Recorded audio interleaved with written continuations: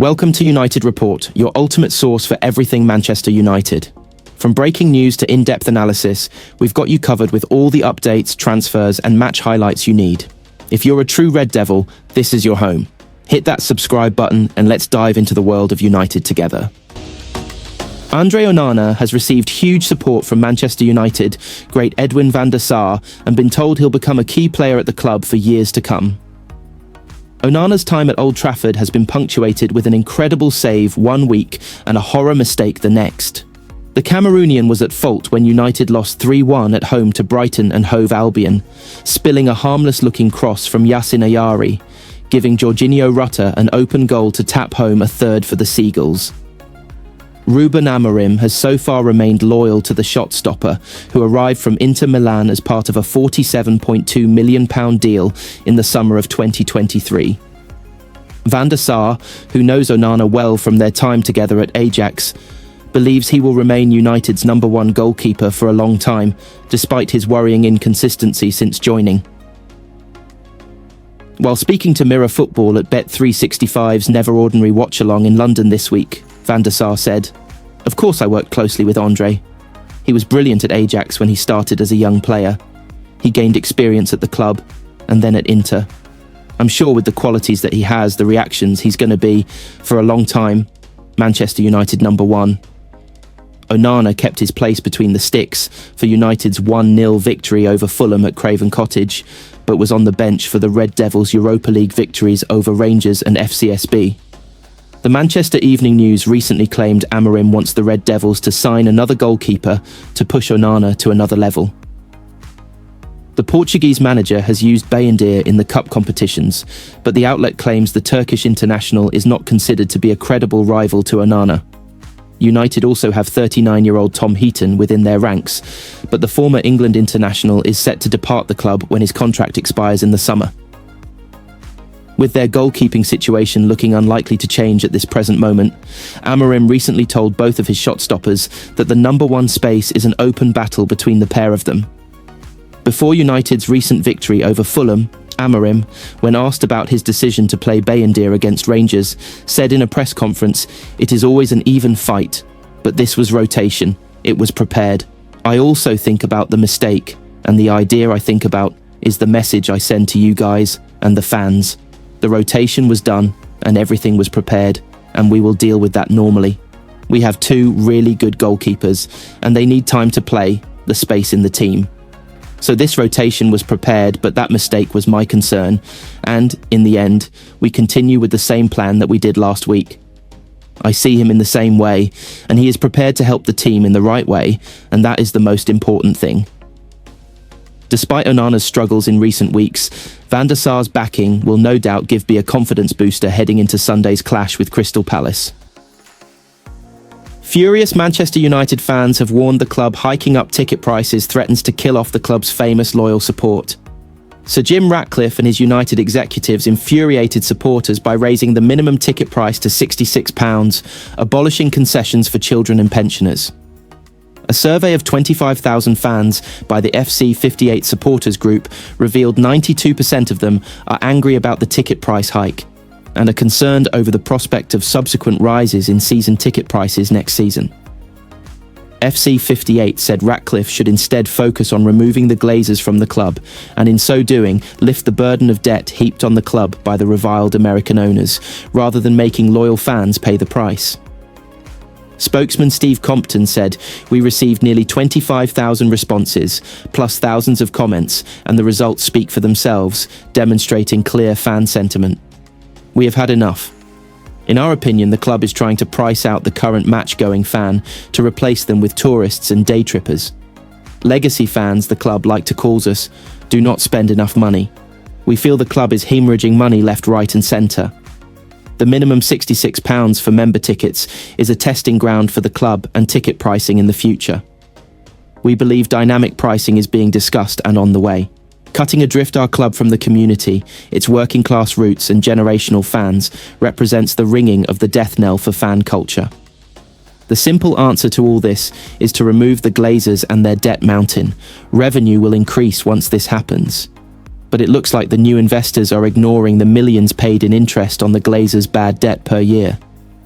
They prefer to squeeze as much money out of the match-going fan base than confront the real financial issue with the club: the debt, the mismanagement of the club, and the crippling interest payments. The current atmosphere around the club and fan base is in the gutter. Nothing has changed. In fact, it is worse than it has ever been. The survey, which sought the views of supporters outside Old Trafford and the club's global fan base online, posed a series of questions. As well as disquiet over ticket price increases, the results also showed 92% of fans are unimpressed with the stadium atmosphere. Paul Pogba has hit the headlines again after his recent social media activity caused tongues to wag over a potential return to Manchester United. The Frenchman is unable to play until March after testing positive for the banned substance DHEA. Pogba left Juventus in November, just over 2 years after departing Old Trafford for the second time in June 2022. And any thoughts of signing him for a third time, even on a free transfer, would be disastrous for United on so many levels. Firstly, now aged 31 and past his prime, there would be serious doubts over his ability to compete at the highest level. United need more players who are fit enough to cover in midfield, with the Reds' glaring physical weaknesses being exposed in a seemingly endless amount of games this season. Most Premier League teams are fitter than Ruben Amorim's side, with the 3-1 defeat to Brighton a perfect example of this.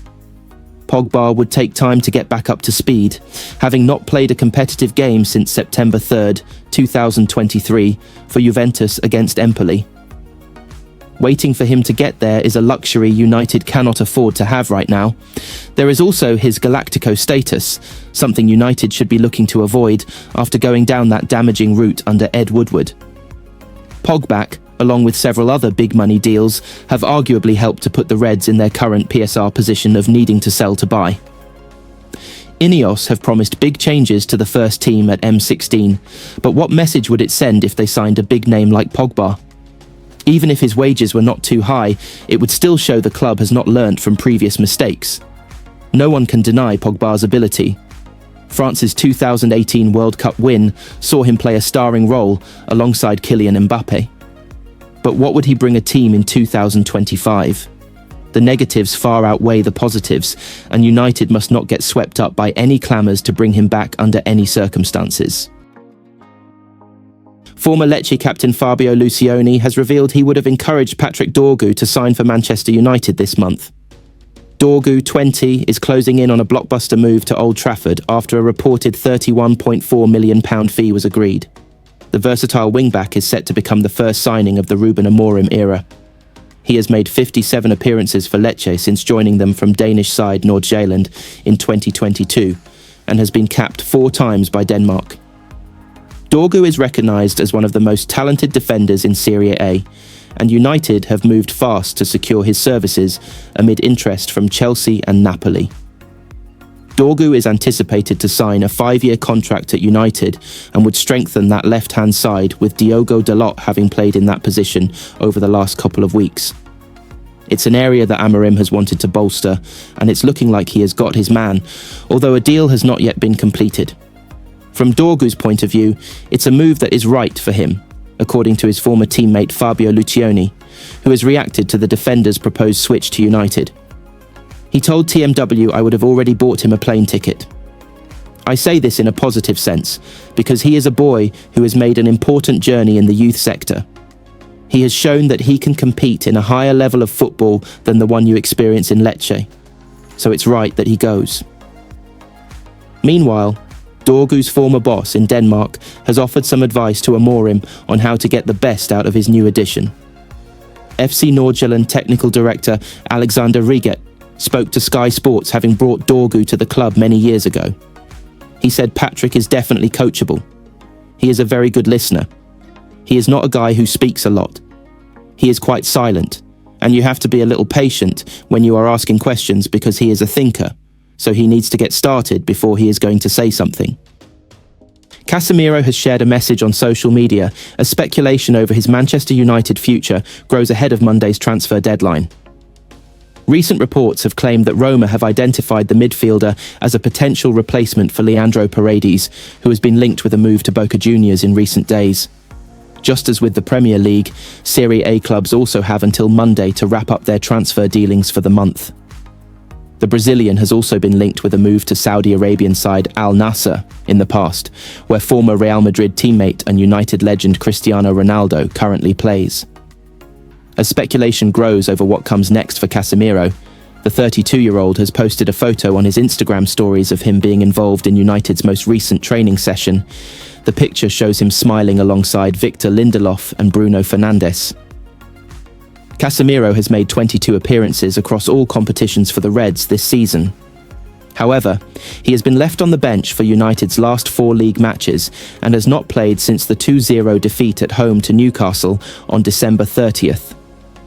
United boss Ruben Amorim has since revealed that the 5-time Champions League winner can no longer cope with the physical demands of English football's top flight. "Sometimes it's a lot of that," he said. "It's also a player's moment. We understand that Casemiro has other things nowadays. The intelligence he has, understanding the game, understanding where the ball is going to fall. But we're in a league that I can see, even in European competitions, the difference in intensity is big. And so, I feel that this team also needs players with a very high intensity. And sometimes we don't have that, and sometimes that difference in characteristic can lead one player or another to play." He added, "Even the fact that the group has a certain characteristic as a group. I needed some players in certain positions with a slightly different pace, but we all know the quality Casemiro has and everything he won. And so, I have nothing to say about that. It's just a choice. It's